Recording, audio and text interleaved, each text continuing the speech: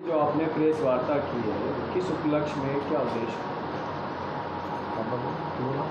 21 अप्रैल में हम लोग हनुमान जन्मोत्सव यात्रा, हमारी जो भव्य यात्रा निकलती है, और मैं कहूँ हमारे उत्तर प्रदेश की भव्य शोभा यात्रा है। उसमें सभी अपने सनातनी प्रेमी जितने भी हैं सब बढ़ चढ़ करके हिस्सा लेते हैं, और एक पंक्ति में निकल कर के एक संस्कार का भी एक अच्छा उदाहरण इस लोनी को दिया जाता है।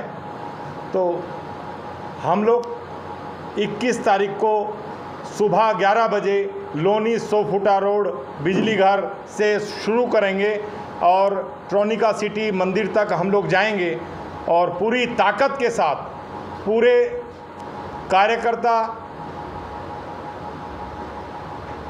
अच्छा एक उद्देश्य इस लोनी को देना चाहते हैं, जो हम लगभग पिछले 10 वर्षों से ऐतिहासिक यात्रा हम लोग लोनी में निकालते हैं। ये हिंदू रक्षा दल के योद्धा पूरी ताकत के साथ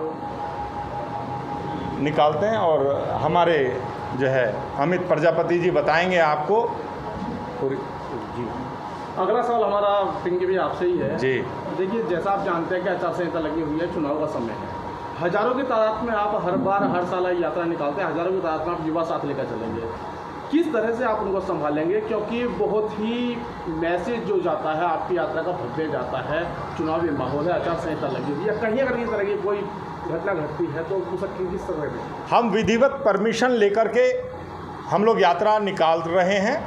और रही आचार संहिता की बात, हमारे जितने भी कार्यकर्ता हैं वो कहीं भी कोई भी ऐसी हरकत नहीं होने देंगे, और पिछले 10 सालों से निकल रही है हमारी यात्रा में, आज तक कहीं भी कोई भी परेशानी नहीं आई है, और पुलिस प्रशासन सब हमारे सहयोगी हैं, और ऐसी कोई स्थिति, क्योंकि हिंदू रक्षा दल के कार्यकर्ता जितने भी हैं संस्कारवान हैं और व्यवस्था को संभालने वाले हैं, ऐसी कोई स्थिति नहीं होगी।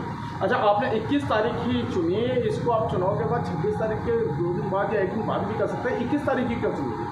उसके लिए मैं बताता हूँ। कार्यक्रम हमारा जो है वो 23 अप्रैल का हमारा हनुमान जन्मोत्सव का कार्यक्रम है। 23 अप्रैल को सभी लोग व्रत रखते हैं, और विधिवत रूप से पूरा दिन का हमारे पूजा पाठ का कार्यक्रम होता है। हम उससे या तो एक दिन पीछे या एक दिन आगे हम कार्यक्रम रखते हैं, और इसीलिए हमने 21 तारीख का चुनाव, उसके बाद 28 तारीख का पड़ रहा था, तो काफ़ी दिन उसमें गैप हो जाता है बीच में। तो जो हनुमान जन्मोत्सव है, ये इसी उपलक्ष्य में विजयोत्सव यात्रा हमने निकाला। इसका जो नाम रखा वो इसलिए रखा है कि हनुमान जी जो है राम जी के अनन्य भक्त थे, और राम जी के मंदिर के बनने की जो खुशी हनुमान को और जो राम भक्तों को होती है, उसको हम व्यक्त करना चाहते हैं, इसलिए विजयोत्सव हमने इस यात्रा को नाम दिया, इसलिए 21 अप्रैल हमने इसको चुना है कार्यक्रम। ब्लू डायवर्जन की डायवर्जी आ चुकी है, आप किस तरह से इसको लेंगे, जरा एक बार बताएंगे? क्योंकि ये आप सभी का आशीर्वाद और आप सभी की ताकत है कि धीरे धीरे इस यात्रा का जो रूप आपको देखने को मिल रहा है, ये भारतवर्ष की प्रमुख यात्राओं में गिने जाने लगी है। ये एक विषय केवल पत्रकार बंधुओं से यही रहेगा कि इस यात्रा को प्रमुखता से दिखाएं। जिस तरीके से भारतवर्ष में ये यात्रा निकल रही है, उत्तर प्रदेश की सबसे भव्य, एक सुंदर और एक संस्कारी यात्रा है। 10 वर्षों से पिछले 11वीं ये यात्रा है। आपने ये देखा होगा कि इस यात्रा का एक अलग मैसेज होता है। हर साल एक नए नए मैसेज के साथ हम लोग आते हैं, जिसमें राष्ट्र से संबंधित विषय भी होते हैं, देश समाज से संबंधित विषय भी होता है, और धर्म से जुड़े हुए तो सारा विषय हमारे साथ में चलता है। इस यात्रा को लेके हमारा बहुत ही सारे उद्देश्य इसमें जुड़े हुए रहते हैं। तो आप लोग इस यात्रा को इसी प्रकार से दिखाएं, अपनी कलम का आशीर्वाद हमें दें। ये प्रेस वार्ता इसलिए आज हम सब ने आपके बीच में की है।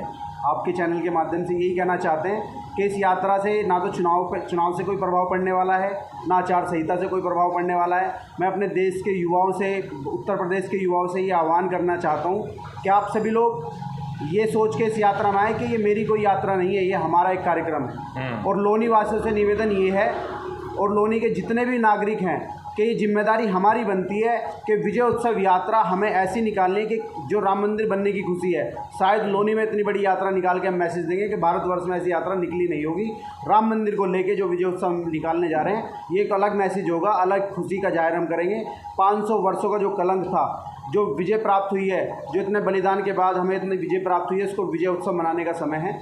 आप सभी लोग इसमें हमारा सहयोग करें और योगदान दें। अमित भाई, जैसे कि पिछली बार आपने विजय की यात्रा निकाली थी और उसमें बहुत बड़ी भीड़ आपकी यात्रा में शामिल हुई और उसमें बहुत सारे अस्त्र शस्त्र भी देखे गए थे। अब चुनाव आचार संहिता लागू है, तो इसको किस तरह से मैनेज करेंगे, क्योंकि युवा होते हैं।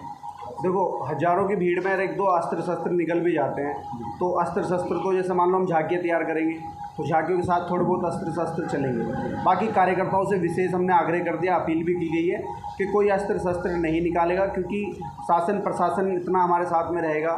कोई सुरक्षा को लेके कैसे इंतजाम बढ़िया किए गए हैं और सारे वॉलंटियर्स की हमारे पास सुविधा अपने आप में बहुत बड़ी एक टीम है, आर्मी है जो हमारी सुरक्षा को लेके पूरे मतलब मुस्तैद रहेगी।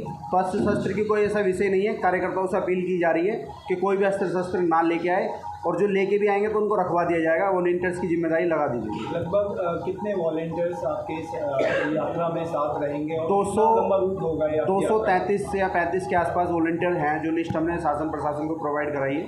इतने वॉलंटियर हमारे रहेंगे और हर यात्रा के साथ 5 या 10 आपके वॉलंटियर अलग से भी रहेंगे। अच्छा मनोहर, जो झांकियाँ होती हैं, पिछली बार भी बहुत अच्छी झांकियाँ थी। जी, इस बार कितनी झांकियाँ आपकी? अब हमारी झांकियाँ मध्य प्रदेश से बुलाई गई हैं। पिछली बार महाराष्ट्र और गुजरात से कलाकार बुलाए गए थे। इस बार मध्य प्रदेश से उज्जैन महाकाल जो भगवान का जो नगरी है वहाँ से हमारे कलाकार बीच में आ रहे हैं और अघोरी की झांकियाँ हैं और विशेष प्रबंध किया गया जो महाराष्ट्र की तर्ज पे यात्रा में जो व्यवस्थाएं होती हैं, जैसे आसमान बादल बनाना और भव्य पुष्प वर्षा करना, विभिन्न प्रकार की मशीनों के द्वारा ये कार्यक्रम किया जाएगा। ऐसा लगेगा कि आप अलग ही एक रौनक आपको दिखाई देगी। आपकी जो आपकी यात्रा रहने वाली है, कितने घंटों की यात्रा होगी? क्योंकि कल जो देश के उप मुख्यमंत्री हैं केशव प्रसाद मौर्य भी यहाँ 4 बजे का दौरा है, तो कहीं ना कहीं भीड़ को कवर करने के लिए कोई रूट डाइवर्जन का कोई सोचा गया है? नहीं, ये रूट डाइवर्ट हमारा बिल्कुल सीधा, हमारा कोई रूट डाइवर्ट नहीं किया गया है। ये रास्ते पहले भी पिछली बार भी बंद किए गए थे, इस बार भी बंद किए गए। मुख्यमंत्री जी का कार्यक्रम अभी जल्दी में लगा होगा, उसकी जानकारी हमें अभी आपने दी है, उससे हमारा कोई संबंध भी नहीं है। अगर वो आ रहे हैं तो उनका भी स्वागत है।